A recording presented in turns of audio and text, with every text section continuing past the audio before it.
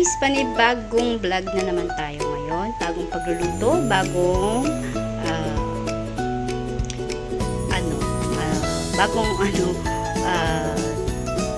trial. Susubukan natin na mag-bake tayo ng orange cake. Nagawa ko na to before, pero sana ganun pa rin yung outcome dati. Kasi marami nasarapan doon sa orange cake ko. So, very long time na hindi ako nag-bake ng orange cake nung nandun mga 2 years ago na. So, ngayon ulit. So, let's see if I recall the ingredients again or the taste. Pero ito alam kong ingredients na ginawa ko noon. So, meron ako ditong 2 itlog. Ayan, may 2 itlog. And then, yung butter is 58 grams yan, which is 1/4 cup. So, dito meron tayong 1 1/3 cup na self-raising flour. Actually, you can also use all-purpose flour. Pwede rin yun. Kaya lang kasi for the cakes, it's better na self-raising flour. Okay. So, dito meron tayong juice because gagawa nga tayo ng orange cake. So, juice, orange. Big orange ito, kaya isa lang siya, pero malaki siya kasi, kaya marami siyang juice. And then, ito yung rings niya, yung zest. So, ito sugar. Meron tayong 1 cup of sugar. Nasa sa inyo kung gusto nyo i-less, kung ayaw nyo na masyadong matamis, o kung gusto nyo mas matamis, pwede nyo dagdagan. Actually, dati sa recipe, nakalagay doon 1.5 cup sugar. Pero 1 cup lang yung nilalagay ko. And then, meron tayong vanilla. Ayan. 1 teaspoon lang yan. So, dito meron na nga pala dito baking powder at saka pinch of salt. Pinch lang siya. As in, pinch lang. So, dito meron tayong mantika. This is 1/4 cup. Tapos meron tayong 1/2 cup ng fresh milk. Ayan. So, ayan yung mga ingredients natin for the orange cake. So, umpisahan natin ang paggawa. Pero bago lahat, naka-ready na yung ating molder. Ayan. Shoutout pala sa aking team classmate at sa lahat ng mga members ko.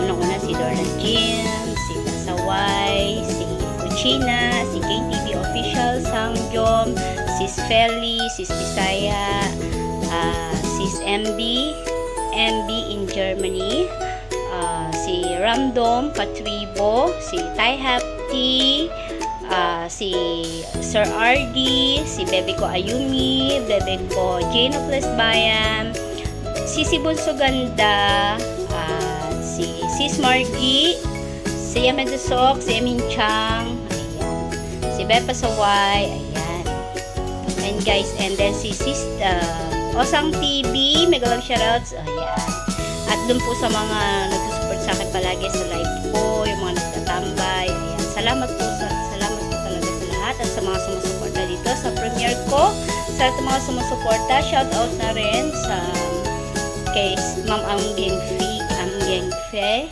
and Ma'am MV TV, Pinay New Yorker, Kuya Bons, Kuya Benny, ayan pala si Kuya Benny pala, isang members ko rin, nakalimutan ko, sorry.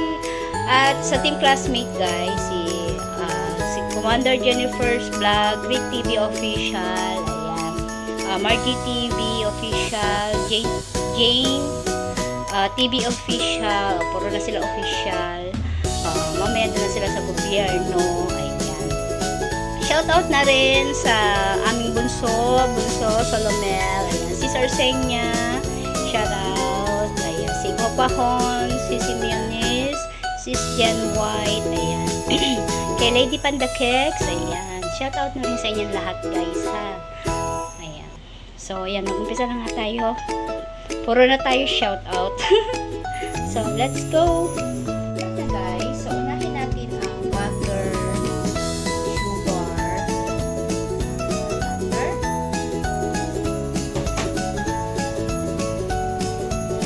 sugar, pwede naman yung mas papamahin. Then, yung sugar, ihalo natin sa mix na siya. Pwede natin unahin muna yung mga liquid muna.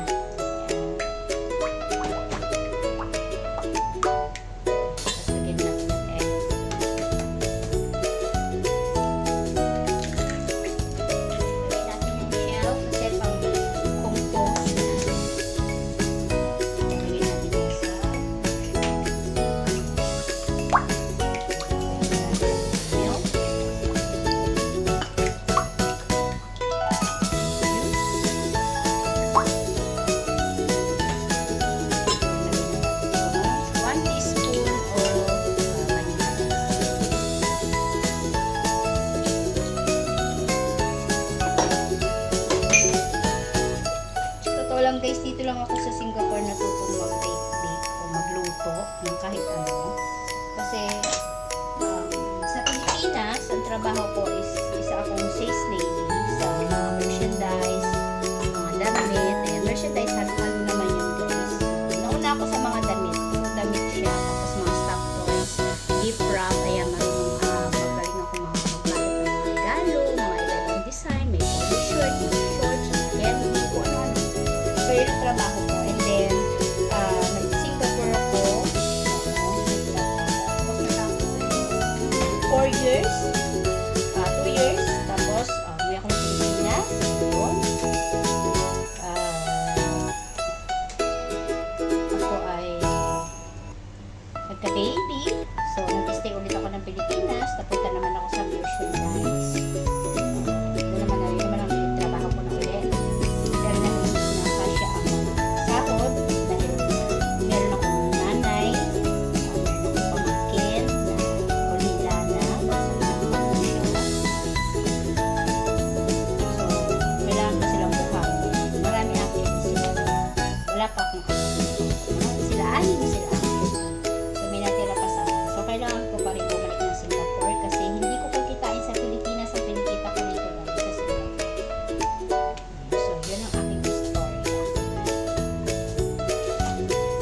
Na, ready na siya. Halo-halo na yan. Ready natin siya ilagay dito. Dito na masyadong inayos so pinaganda yung cooker, guys. Okay? Pamirienda rin sa nakalagay.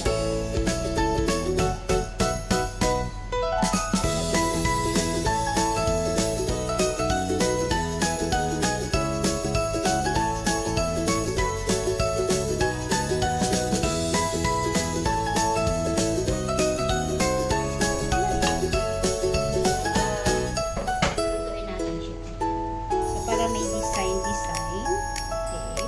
Talagang, tinabi ko tong string na. Ayan. Lagay ko lang naman siya dyan.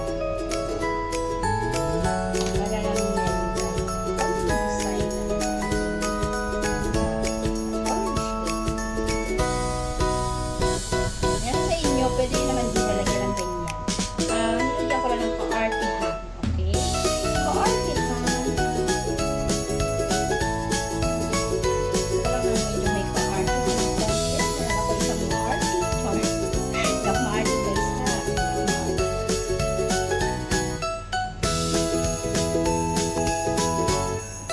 Kung ano yung nakikita nyo sa akin sa mga comment section, mga magulo ako. Ayan. Sa real life, kung kasama nyo ako, magulo rin talaga ako. Oo. Pero yung ano ko, yung talagang hindi naman ako.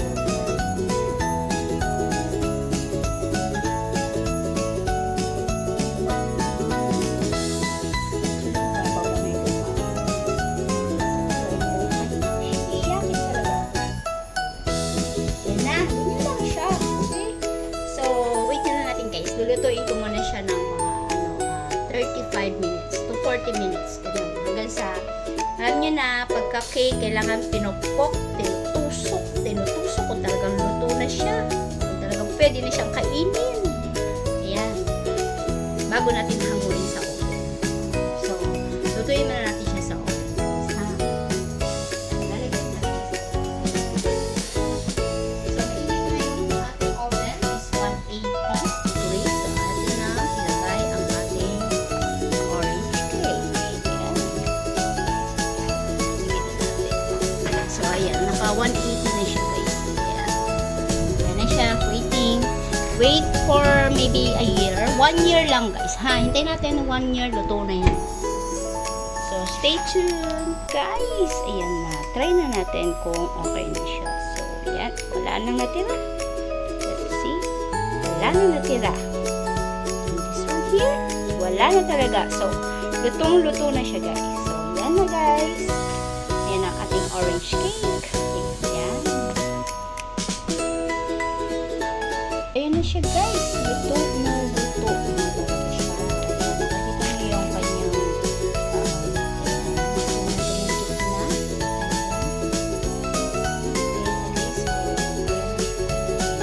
maganda yung pagkaluto niya. Very soft siya. Pwede natin siya